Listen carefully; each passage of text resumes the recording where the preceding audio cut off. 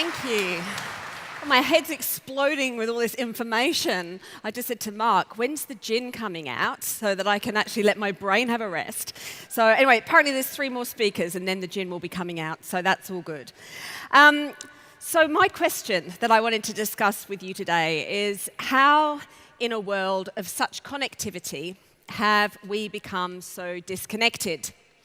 And I probably should start with a bit of a disclaimer. I do not have a degree in food security, agriculture, permaculture, horticulture, or any other kind of culture, and I'm not an environmental scientist. My career for over a decade now has been about people and food, and simply how to reconnect them to one another. Now, it all started when I met a man called Ian Carson, who was going down to a local fruit and veggie market at the end of trading on a Saturday and collecting all the leftover produce and taking it down to a local community food program to provide meals for people who are living in disadvantaged circumstances or homeless. And he met with me and said, Katy, I think I might be onto something here. Could you come on board for a few months and see if you can kind of bring it together, give it a bit of central control and drive it forward? And I was really fortunate to be in a position where I could say, yes, I could do that for a few months. So I did, and then 10 years later, I was still there.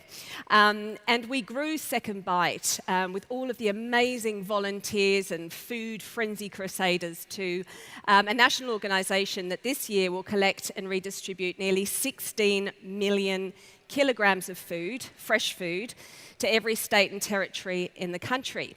That's enough just to give you something to quantify it of about 32 million meals.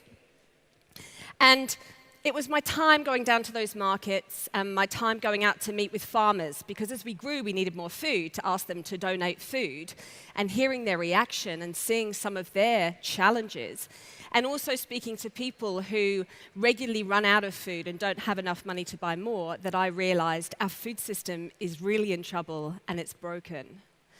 I mean, how is it that in a country as wealthy as Australia, we throw out 9.5 million tonnes of food every single year, while up to 2 million people regularly run out of food and don't have enough money to buy more? And how is it that a quarter of the world's water goes to create and grow the 1.3 trillion kilograms of food that no one will ever eat? And why is it that Australian farmers are 2.5 times more likely to take their own lives than any other profession? And why is it that I was standing in a field next to a third-generation farmer about 2 years ago as he broke down, telling me that he could not afford to harvest his crop? And it was devastating. He took me to this field where he and his grandfather had planted all these amazing productive fruit trees, and they'd been bulldozed. It was dirt. But I think what cut me the deepest and really prompted me to go forward with Yume, which is I'll get on to in a minute, was when he took me to another field that hadn't been bulldozed. It actually had sort of 2- and 3-year-old, less productive trees. And I said to him, they were the same sort of variety. And I said, why did you bulldoze and destroy those trees and not destroy the young ones? And he said, Katy, I could not destroy those trees because I literally would have been destroying any hope of a future for my family. So how did we let this happen? Well, it was while I was at Second Bite that I realized, people in general, we've become completely disconnected from our food and from the amazing people that grow it. Our farmers have become devalued and their product often rejected based on purely aesthetics or being out of spec, which is crazy to me. And they end up getting paid a pittance for that type of product. It's you and me, well, the consumers, that are actually the perpetrators of that. Every time we reject a pink lady apple because it's not exactly the right Pantone of pink, every time we choose the straight cucumber over the wonky one, or the curved banana over the straight one, we contribute to that broken system because, as we all know, nature doesn't grow standardized food to order. So All of that amazing product that's deemed too long, too short, too wonky, too straight is rejected and plowed back into the ground, or more often than not taken away to landfill. And I try and put it into perspective for people when I'm talking by saying, just imagine you've done what you believe to be a brilliant year of work, right? Massive output, bumper year of productivity, and your boss comes and taps you on the shoulder and says, sorry, the output, not quite what we were looking for. Could you please give me 30% of your salary back?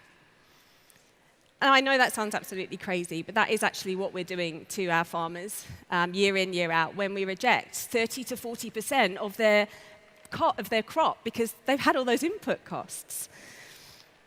And the other thing is that our sea, it just can't replenish our insatiable appetite for fish, such as tuna. Bluefin tuna is almost extinct. Our stocks are at 4%. And the albacore tuna and the yellowfin tuna that swim with the really popular skipjack are getting hauled out of the ocean by the ton before they even have a chance to reproduce. And nor can our Earth, as we've heard today, continue to absorb the extraordinary amounts of methane that are being created by food in landfill. And I know that this has actually been rolled out a few times today. I think Berry started off the bidding on this one. But if food waste was a country, I feel like I should get everyone to say in chorus, it would be the third largest emitter between the US and China. But you knew that if you've been listening today. So what can we do about all of this? Well, I turned my attention to creating Australia's first surplus food platform. It's called Yume.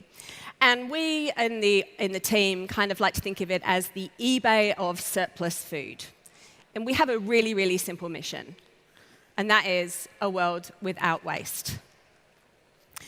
So if you're a primary producer, a manufacturer, a distributor, or a wholesaler, you can simply list free of charge any surplus, out-of-spec product or unusual cuts of an animal on our platform for sale. And buyers, think large caterers. We've had a core here today with me as one of my guests who are looking at buying off our platform. Some really large buyers, Compass, and some smaller ones too. They get the opportunity to buy it. And our suppliers love it, because instead of having to ring around and try and do spot sales, etc., they actually get some visibility of a whole new portfolio of buyers that are outside of their traditional networks. They get to increase their profitability, and they get to minimize their waste costs. And at the same time, our buyers love it, because they get to sample different producers' product. They get it at a discounted rate because it's surplus, and they get to save the planet. So it really is a win-win-win.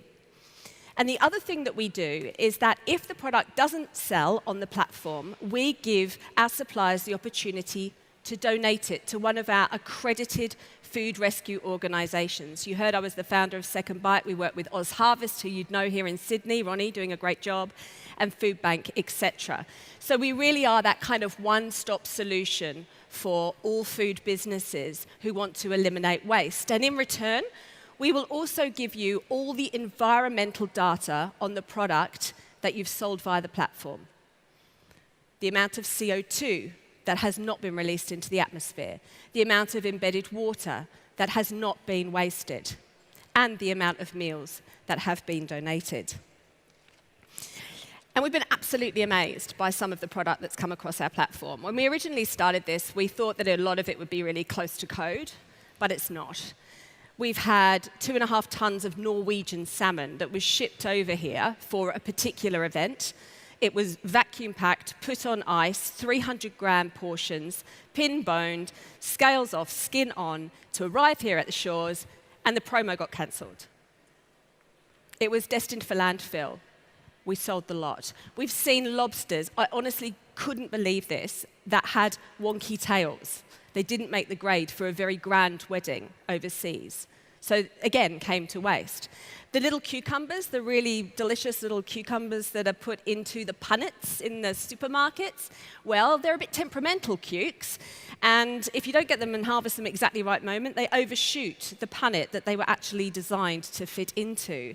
So we've been amazed at what we've seen.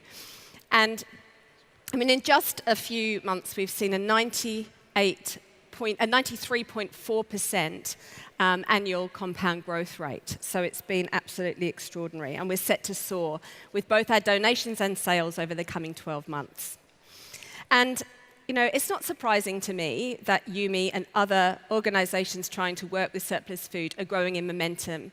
And momentum is something we seriously need, because we are eating into our Earth's capital at an alarming rate, chewing through her resources faster than they can be replenished. So if the entire world lived and ate like Australians, I'll ask you a question. How many planet Earths do you think we would need to sustain us? Yes. 3, 4. Did you see my notes? 4, you're right. We would need 4 planet Earths to sustain us. We have 1. I have 2 little boys. They are 7 and 5.